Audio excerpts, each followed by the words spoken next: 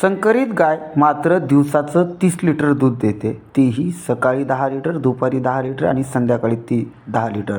एकूण 30 लिटर दूध देणारी ही गोदरेज कंपनीची गाय नेमकी कुठे आहे पाहूयात आपण या दृश्यामध्ये.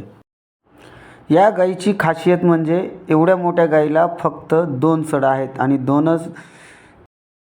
ही गोदरेज कंपनीची गाय आहे आणि 3 टाइम दूध देते. प्रत्येक वेळेला सकाळी 10, दुपारी 10 आणि संध्याकाळी 10 30 लिटर दूध देणारी ही गोदरेज कंपनीची गाय आहे.